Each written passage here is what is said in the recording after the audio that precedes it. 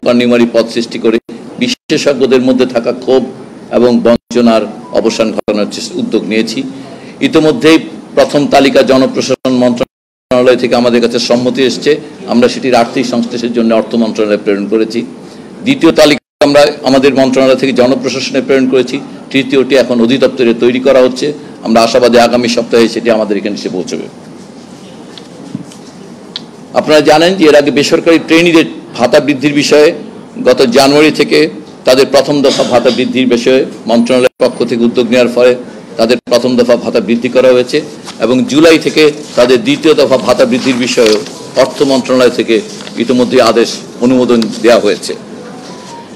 আমরা যে শুধুমাত্র চিকিৎসকদের বিষয় নয়, নার্স সহ সকল স্বাস্থ্য সহকারী যে স্বাস্থ্যের যে অন্যান্য সহযোগী জনশক্তি তাদের প্রত্যেকেরই যে সকল ক্ষোভ এবং পদোন্নতিজনিত সমস্যা ছিল সেগুলো এবং তাদের শূন্য পদে নিয়োগের জন্য কার্যকর ব্যবস্থা নেওয়া হয়েছে। সবচেয়ে গুরুত্বপূর্ণ একটি ব্যাপার, গত 26 বছর যাবৎ স্বাস্থ্য খাতে আপনারা হয়তো অনেকেই পরিচিত যে সেক্টর ওয়াইড প্ল্যান নামে একটি আসলে অপারেশনাল প্ল্যান ভিত্তিক একটি ব্যবস্থাপনায় বাংলাদেশের স্বাস্থ্য কাঠামো চলছিল। এই ধরনের ব্যবস্থাপনার ফলে বাংলাদেশের স্বাস্থ্য কাঠামোতে উন্নয়ন সহযোগী বিভিন্ন ব্যাংক এবং অন্যান্য প্রতিষ্ঠানের অংশগ্রহণটি এমনভাবে ছিল যে এটি প্রাতিষ্ঠানিক রূপ পাচ্ছে।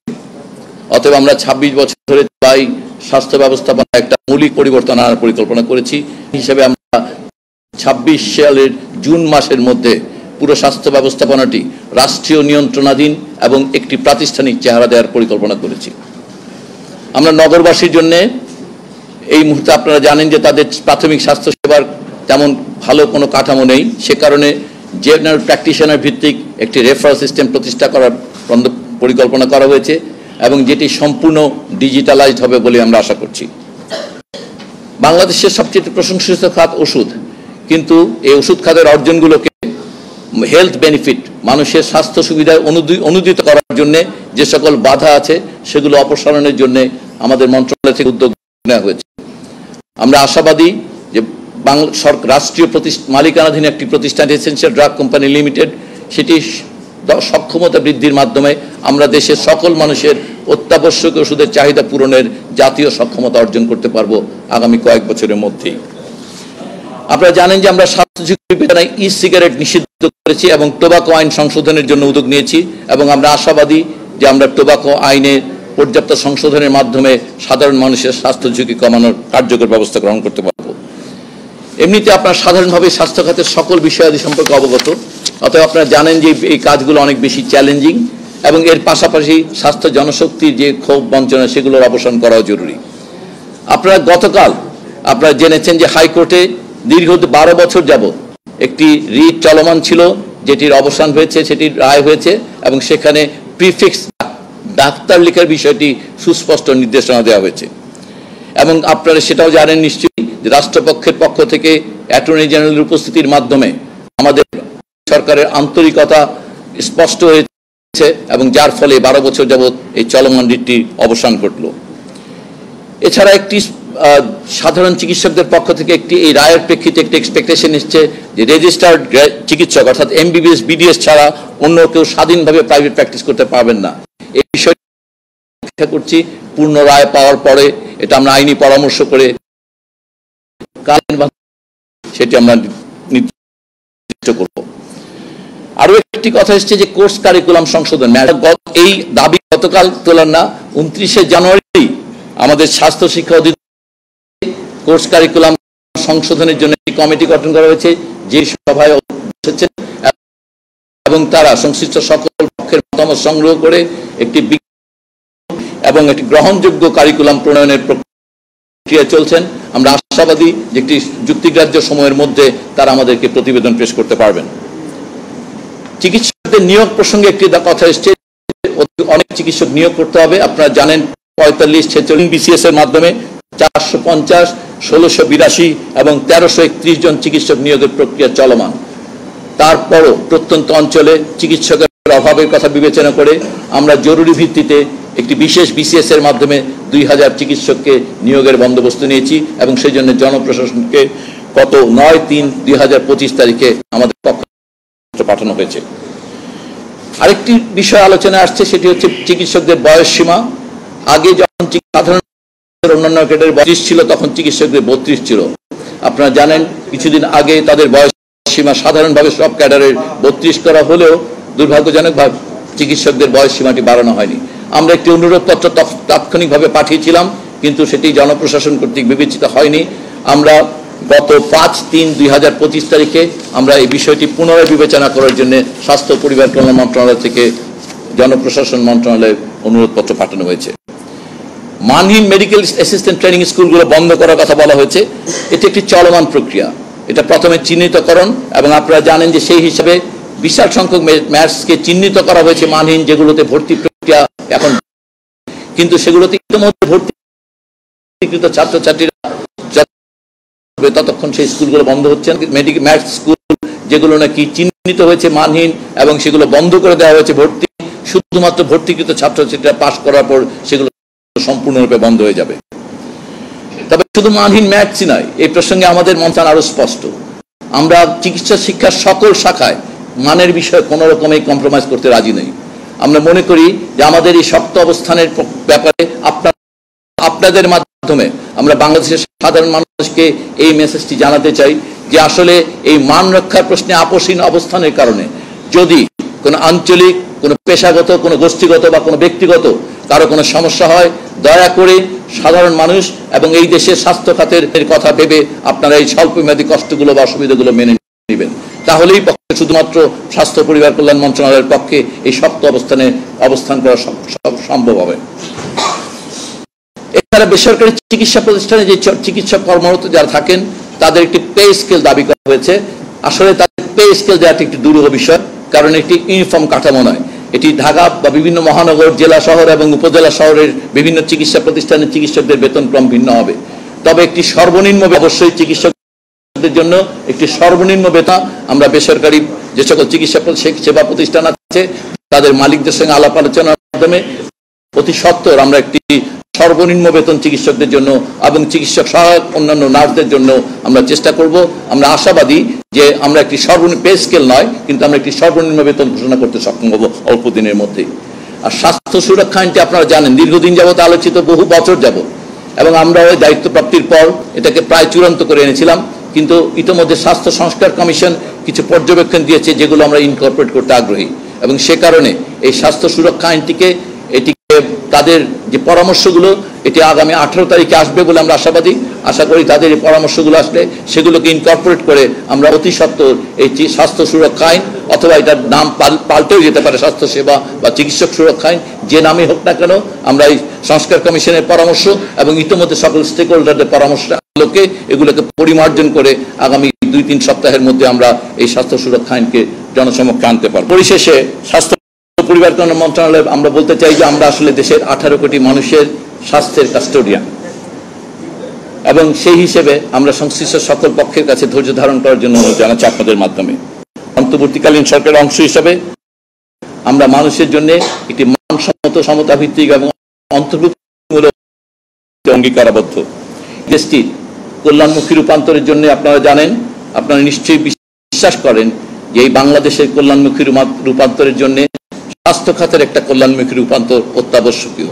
অতএব আমরা আপনাদের এবং আপনাদের মাধ্যমে সমস্ত দেশবাসী, সকল পেশাজীবীদের কাছে বাংলাদেশের এই কল্যাণমুখী রূপান্তরে স্বাস্থ্য খাতে যে পরিবর্তন, বড় ধরনের পরিবর্তনের পরিকল্পনা আমরা করেছি, সেগুলো আমাদের পাশে থাকার আহ্বান জানাচ্ছি, এবং ধৈর্য ধারণ করে আমাদের সকল কাজগুলো এগিয়ে নেওয়ার জন্য, আমাদেরকে সময় দেওয়ার জন্য আপনাদের কাছে আবেদন জানাচ্ছি।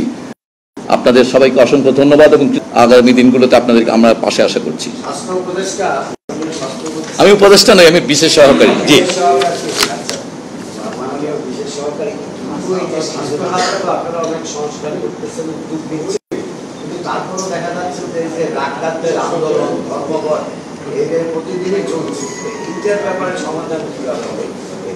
রাস্তাঘাটে যাত্রীদেরও ভোগান্তি হচ্ছে, যারা সেবা দিতে আসছে, স্বাস্থ্য সেবা দিতে আসে, তারাও ভোগান্তির শিকার হচ্ছে।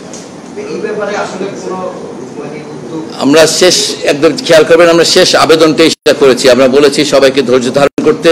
আমরা আশাবাদী, আমরা যে কথাগুলো আজকে স্পষ্ট মিডিয়াতে বললাম, এগুলো যদি একটু সময় নিবে বটেই, যেগুলো বিভিন্ন মন্ত্রণালয় আমরা ইতিমধ্যে উল্লেখ করেছি, সরকারের বিভিন্ন মন্ত্রণালয় এবং বেশ কিছু আইনি ব্যাপার আছে, সেগুলো ঘটতে আমরা সেই জন্যই যারা চিকিৎসা চিকিৎসক তাদের কাছেও বিশেষজ্ঞ সকল মহলকে আপনারা গতদিন দেখেছেন আমরা বিশেষজ্ঞদের ওখানে উপস্থিত হয়ে আমরা তাদের প্রক্রিয়াগুলো এবং আজকে আমরা সেই অগ্রগতিটা বললাম। আমরা সবাইকে অনুরোধ করব আমাদের উপর আস্থা রাখেন, আমরা নিঃস্বার্থে যারা কর্মরত আছেন তাদের যে সমস্যা সেগুলো দূর করার জন্য সর্বাত্মক চেষ্টা করব।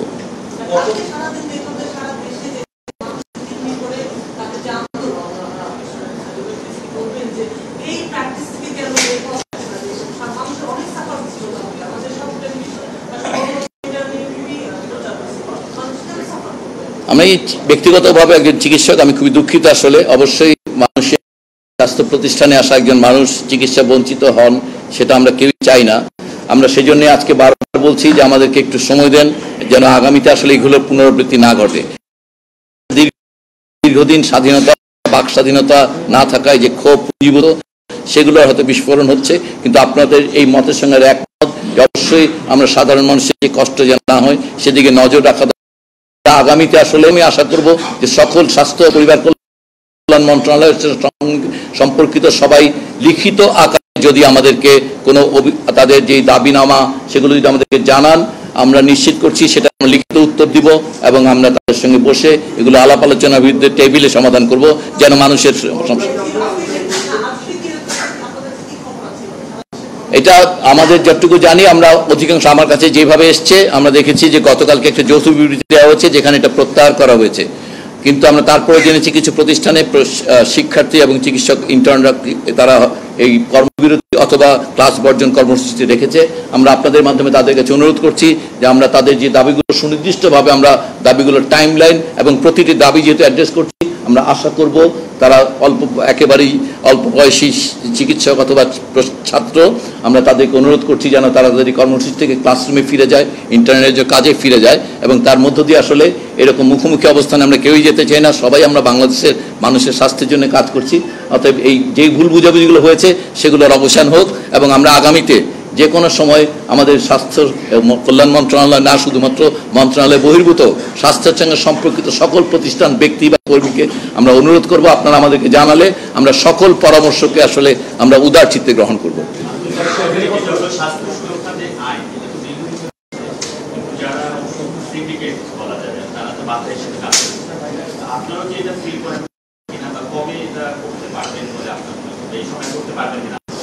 আমরা এই সপ্তাহে পারবো, এই সময় পারবো। আমরা বলতে চাই যে আসলে এই আমাদের সুরক্ষা আইনের দুটো ভাগ আছে, প্রোভাইডার এন্ড এবং রিসিভিং এন্ড, দুই এন্ডে এটা কারো কারো পরামর্শ হচ্ছে এটা দুই ভাগ করে আইনটা করার। এই পরামর্শটি বিবেচনায় আনবো। আমরা অপেক্ষা করছি যে লিখিত আকারে যখন নাকি কমিশন রিপোর্ট আসবে সে আলোকে এটা সম্ভবত প্রোভাইডারদের একটি আইন হবে আর বাকিদের জন্য আরেকটি। তো প্রোভাইডার প্রোটেকশন হবে আর রিসিভার প্রোটেকশন, এইভাবে সম্ভবত আইনটি হবে। এটা তো ক্যাবিনেট এবং বাকি যে আইনি প্রক্রিয়াটা বুঝতে পারছেন, এটা যেহেতু আইন, এটা ক্যাবিনেটে যাবে এবং তারপরে এটা অর্ডিন্যান্স আকারে হবে।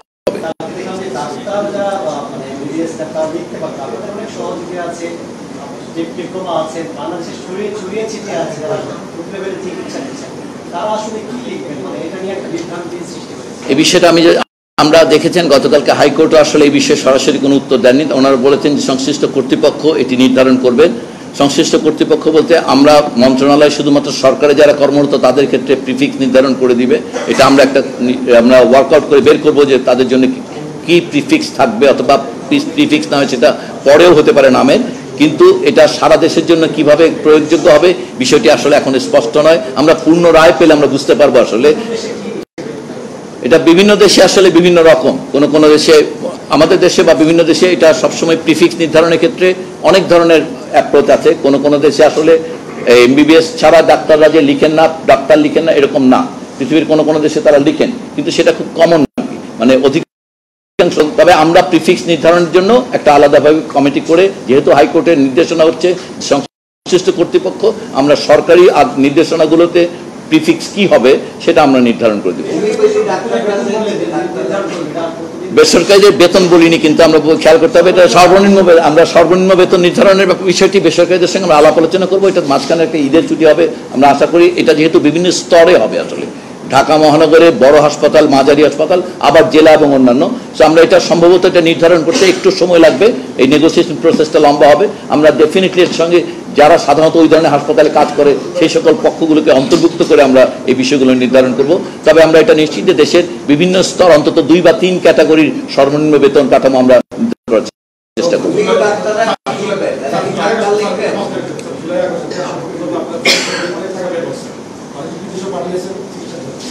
এই সুযোগে বাড়িয়েছে প্রায় কয়েকশো টাকা জমিয়ে বিরোধ মারামারি হয়েছে, আহত করে আহত দেখিয়ে সার্টিফিকেট টাকা বাড়িয়ে গেছে দিচ্ছে কয়েকশো আপনারা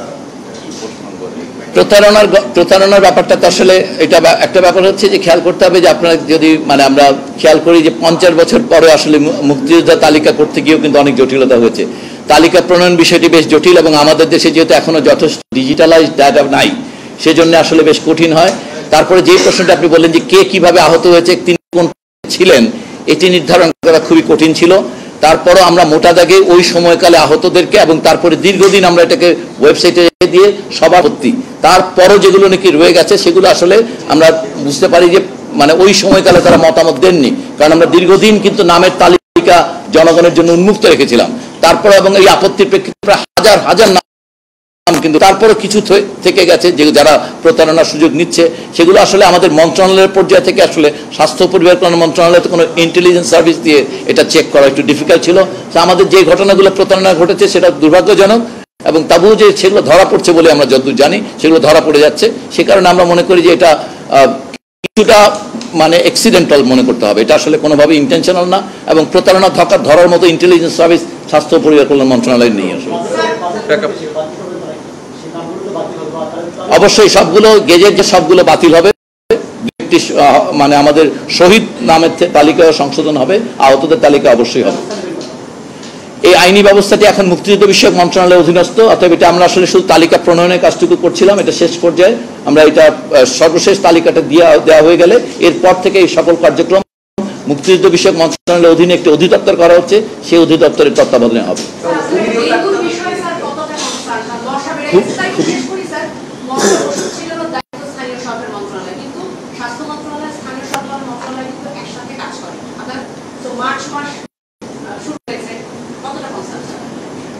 আমরা উদ্বিগ্ন, আমরা এটা সবসময় আমরা ভিকটিম অফ অন্যান্য মন্ত্রণালয়, আমরা কাউকে অভিযোগ দিচ্ছি না। ঠিক যেভাবে বললেন, যদি স্থানীয় সরকার মন্ত্রণালয় মশা মারতে ব্যর্থ হয়, যদি কোনো মন্ত্রণালয় বাতাসে কার্বনের মান ঠিক রাখতে ব্যর্থ হয়, পানি নিরাপদ রাখতে ব্যর্থ হয়, যে কোনো ধরনের ব্যর্থতার দায় সবশেষে এসে পোহাতে হয় স্বাস্থ্য পরিবার কল্যাণ মন্ত্রণালয়।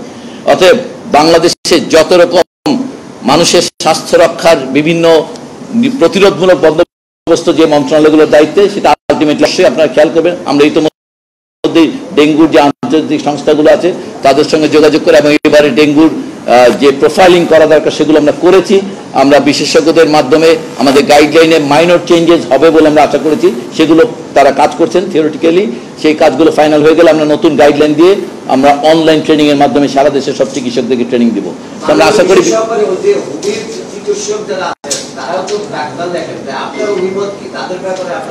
এই ব্যাপারে এখন আমরা মন্তব্য না করা ভালো এই মুহূর্তে, যেহেতু একটা খুবই হট ডিবেট। আমরা এই বিষয়টা আগামীতে আমরা বলেছি যে আমরা আইনি পরামর্শ নিয়ে আমরা নিশ্চিত করবো এগুলো।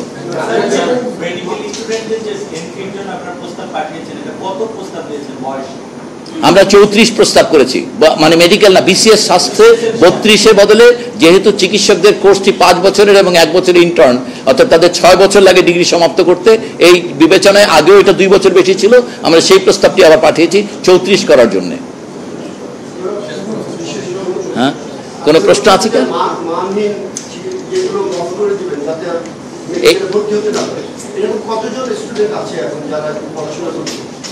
সংখ্যা আমরা এই মুহূর্তে বলবো না, কারণ এটা চলমান একটা প্রক্রিয়া। সেখানে আমরা আনুমানিক সংখ্যা বিভিন্ন জায়গায় আমরা বলছি যে বেশ কিছু সংখ্যা, সেখানে সরকারি বেসরকারি নির্বিশেষেই আমরা মানের প্রশ্নে আসলে আপোষহীন থাকতে চাই। এবং আপনারা বুঝতে পারেন, আমরা যেহেতু সরকার যেগুলোকে মানহীন বলতে আমরা বলছি, সরকারের যেহেতু নতুন নবপ্রতিষ্ঠিত, আপনারা জানেন জেলায় জেলায় মেডিকেল কলেজ করতে গিয়ে বেশ কিছু কলেজের প্রতিষ্ঠান মেডিকেল কলেজ স্থাপিত হয়েছে যেগুলো চূড়ান্ত বিবেচনায় আসলে মানের যে ক্রাইটেরিয়া সেগুলো পূরণ করে না। আমরা সেগুলো চিহ্নিত করেছি। আমরা মনে করি মোরালি আমরা সরকারি হিসাবে সরকারি মেডিকেল কলেজকে মান সিদ্ধ না করে আসলে আমরা মোরালি যেহেতু বেসরকারির উপর নিয়ন্ত্রণ আরোপ করতে পারবো না, সেই জন্য আমরা আমাদের নিজেদের প্রতিষ্ঠানগুলোকেই আগে কারেক্ট করবো এবং তারপর আমরা অবশ্যই যে বেসরকারি মেডিকেল কলেজ যেগুলো মানহীন শিক্ষা দিচ্ছে, কারণ একজন চিকিৎসক তৈরি করার মধ্যে তার 30-35 বছর যাবত ওনার কাছে যিনি সেবা গ্রহণ করবেন তিনি ঝুঁকির মধ্যে পড়বেন। আমরা মনে করি এটা একটি অতীব গুরুত্বপূর্ণ বিষয়। আমরা অনুরোধ করব যারা নাকি আপনারা এমন যে সকল জেলায় সরকারি মেডিকেল কলেজের বেলায় যে সকল জেলায় এই মেডিকেল কলেজগুলো আমরা নিশ্চিত করছি সেখানে চিকিৎসা সেবা, বিশেষজ্ঞ সেবা, হাসপাতাল সবগুলোর ধারাবাহিকতা রক্ষা করা হবে। অর্থাৎ মেডিকেল কলেজ আসলে একটি জেলার জন্য গুরুত্বপূর্ণ বিষয় না, ওখানে হাসপাতাল, বিশেষজ্ঞ সেবা এবং চিকিৎসক সবগুলো নিশ্চিত করা হবে। অতএব আমরা তাদেরকে অনুরোধ করব যে এই বিষয়টি যেন জাতীয় এবং ভবিষ্যৎ স্বাস্থ্যের কথা বিবেচনা করে তারা যেন একটু ধৈর্য ধারণ করেন এবং অল্প কিছুদিনের মধ্যে আসলে এই ট্রানজিশনটা হয়ে যাবে। আর কোনো প্রশ্ন থাকলে